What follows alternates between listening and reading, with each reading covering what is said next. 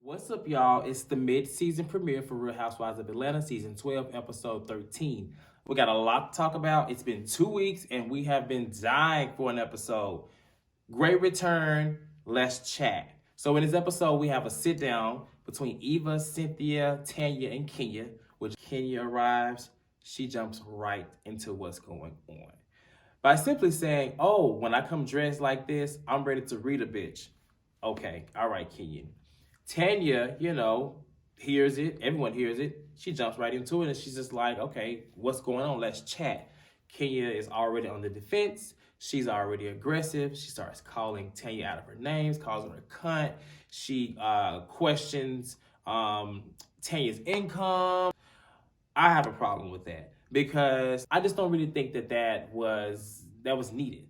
Over a wig, first of all, a wig that we all knew that you have been wearing for seasons. You pride yourself on having long hair, but it's an issue when somebody pulls out that you wear a wig. And yes, it was petty. I'm not gonna say that Tanya's innocent in this situation, but a wig, you're a bully for one. Tanya couldn't hurt to fly. And I'm not saying that, she's exempt from mess because this is a reality TV show. What I'm saying is Kenya could be saying anything to Tanya. Tanya's not really gonna respond. That's just not how she is. That's not her thing. She's not scared of Kenya. What would she be scared of? She's not jealous of her. Like, if anything, I really believe that Tanya was really there to have a conversation. I don't think she would have showed up had she known that she was going to walk into an ambush as such. Speaking of ambush, I think that everyone is talking about Kenya, but let's also talk about Cynthia and Eva, who did nothing. Cynthia, I'm looking at her really sideways. I'm just looking at her like, I don't really know what you're doing, because it just seems like everything, spirals from her. She is the person that went to Tanya and basically confirmed that Kenya was talking about her in Toronto.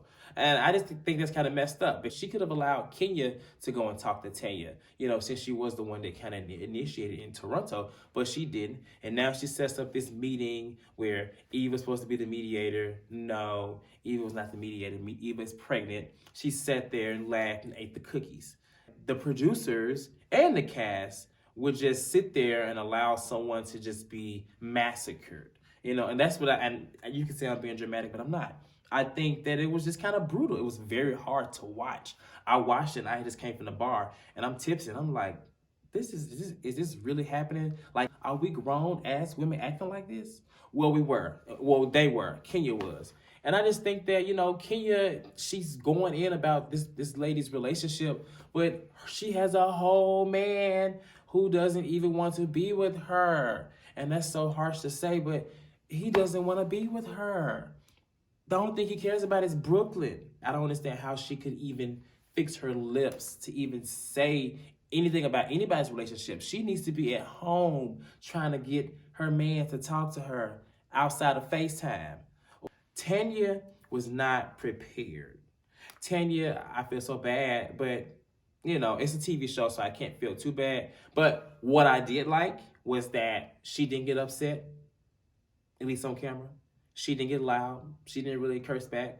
She was still herself. If anything, she made Kenya upset. Kenya was pissed. Kenya was trying everything she could. She called everything she could. She said everything she could. It didn't work. I love that about Tanya. And to me, that's what saved the scene. Because if I had seen Tanya like cry or anything like that, I think that would have made me even more upset. And I think, they're saying that Tanya got up and cried and things like that, and Eva came and got her. I think if that had been shown on the camera, I feel like that Kenya would have really been looked at as a bully. But the producers knew what they were doing. Although the whole scene was messy, they knew to edit out that piece because they know if that had aired, it would have just looked even worse for Kenya. But surprisingly, people are like really defending Kenya. People feel like, oh, that's just Kenya. Like, Tanya poked the bear. Tanya did this. Child, please. Kenya is working so hard. Like, she working like she about to be removed from the cast. I mean, this is her first season back, and, I love some of the stunts she's done, but these are the type of stunts I don't really like. The marching band that Kenya Moore hair care, that was funny. Like, I cracked up, things like that. I like, stuff like that. But to sit here and just belittle and just poke at somebody who is not going to really get with you on their level, it's bullying. I don't see how you can justify that. And one thing people are forgetting, Tanya did not start this. She didn't. Kenya started this when she took it upon herself to insinuate or get involved in someone else's relationship. And, although she didn't say Tanya's name, she was talking about Tanya, and really she had no place or business to be in that area. And honestly, let's just take it back a step further. I really feel like that, Kenya has never really liked Tanya. She can sit here and use this whole, I talked to her about her baby and IVF journey or whatever with the 1 eggs. But if you take it back even further to the bus in Toronto, she randomly got up and was impersonating Tanya. It was cute, it was fun, everyone got involved, but I'm pretty sure, just like the people on the bus, just like me, and probably even you, everyone was looking like, this is random, like, why are you mocking this girl? But, they made best of the situation and y'all got involved. Kenya, sorry, I see jealousy. I see it.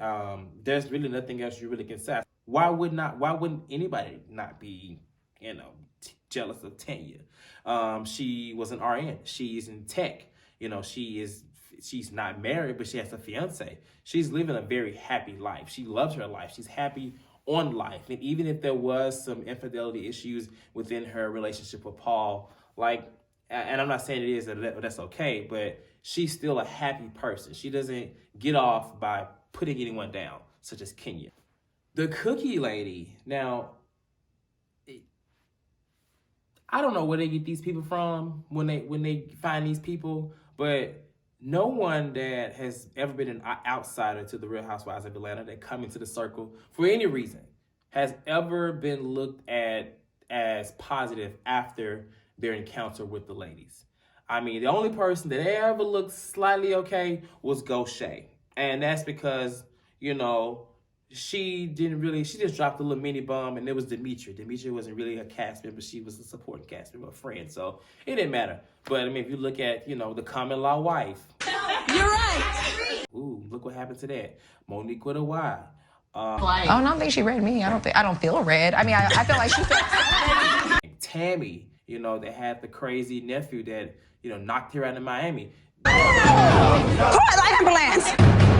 Check her pulse.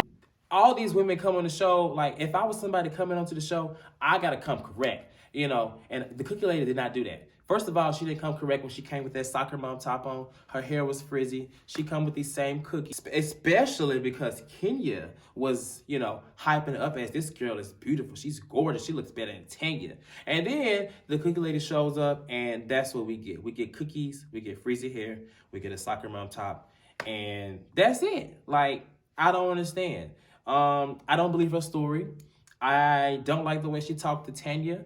I think that, she had the nerve, but you can tell, like, probably Kenya, someone was getting in her ear. They were talking to her before that, telling her what to say, telling her what to do, and that's just what it is. This girl is obviously a fan. She watches the show. She knows that her store is next to Cynthia, so she used the opportunity to get on camera. And that's just that. I'm not saying that, she didn't talk to Paul. I think they probably did talk. He may have, flirted a little bit, but they made it sound like this girl was, they made it seem like Paul was cheating on this girl. When I say cheating, I mean something like that. You look crazy. And I applaud Tanya for not, going there with her, because that's what that girl wanted. That girl wanted a way to maneuver herself and further into the story. And unfortunately, she kind of shut it down, with her confidence and her security within her relationship. That's that. I hope we never see her again.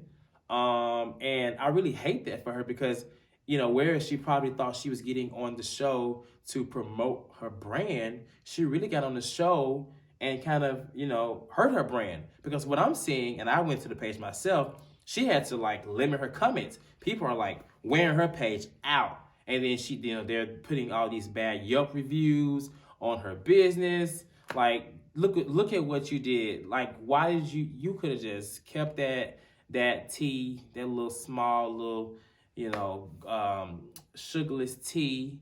It wasn't even sweet. I love Porsha, but I don't want to see her in counseling. I'm sorry. The whole storyline is giving Love and Hip Hop. Like, I feel like I'm watching Stevie J and Jocelyn. A scene of them two. They're in counseling. Portia's talking. She's crying, and then it's just quiet, looking like a toad. It's just crazy. I don't really care to see that. Porsha has been like a ray of light in this season. She's been like very key. I want to see that Porsha. Dennis just turns her into this whiny, sobby, slightly naive girl that, is trying to figure it out for her family. Now, speaking of her family, what I did like about this scene is that, Portia's kind of basically saying, something's not right. I'm feeling him. I love him. But for some reason, like, this spark and this flame is kind of going out. At least that's what I got from it. So, I don't know what's going to happen between them two. I don't really care for Dennis. Honestly, he's cool. I want Porsha to be happy. So if she like him, I like her. If she don't want to be with him, we can all walk out together, Porsha. I'll watch, what's that, Baby PJ. I will watch her. I don't even really like kids, but I'll watch her for you. So I thought that we weren't going to see any more scenes of Mark and Kenya, But here they come with this 2-minute scene of Mark and Kenya. And it's just dreadful like the rest of them because all you see is Mark, who's really fine. That girl knows, she knows she can act. She can put on a good front because she just sits and she smiles and she has an excuse for everything he does. She says that he likes to talk. Oh, he's so excited when he is has an idea he wants to keep talking. No, girl. If you're saying something, he should stop for a second and maybe listen. You're his wife. I don't understand. Are you a handmaid or are you his wife? Now, Cynthia and Mike kind of surprised me in this episode because, first of all, I didn't know this man had, 2 previous wives and had cheated on them both. That's crazy to me. Now, I didn't know that. And I feel like Bravo and the producers, they kind of hid that from us because unless I missed something, I thought, Mike was just a really good guy. He may have been married, sure, but to know that he cheated on his previous wives, just like Cynthia said, what makes me any different? Nothing. Say, okay, 3 years ago, I was different, This man, he ain't 20 years old. He is damn near 50. What do you mean you just now finding yourself close to 50? Now, I'm not saying, there's a certain age to find yourself, but that's crazy to hear somebody that's, pushing 50 say, I just found myself to stop cheating. I don't buy it. Him having all those female friends, that's weird and alarming to me. I felt really bad for his daughter. I don't know why he would even, or anybody would even talk about her mom or as in his previous wife like that while she was there. That had to be hurtful. And that girl was pretty hurt. That she should have left the scene a lot sooner. And even when she left, they all were looking like, oh, why she leaving? She leaving because y'all talking about her mama. Like, no. They follow her up to the room, I get Cynthia going. Cynthia should have probably not been going with Mike. I guess she is the star, but still, she should have probably not went up there. And okay, the girl says she can come in, cool. She go in, her mic's still on. What is up with this show and the mics and the cameras rolling at moments like this? The girl, what more do we need to see that to know that this girl is hurt? Because everyone in this room is basically in agreement that this man did not love her mom. That's crazy. I'm worried for Cynthia. In my eyes, I thought, okay, she got away from Peter, but I think she about to marry a light-skinned version of him. That's just what I think.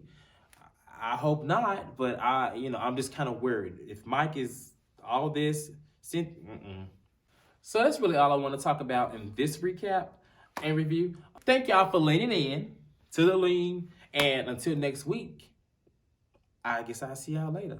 Bye-bye.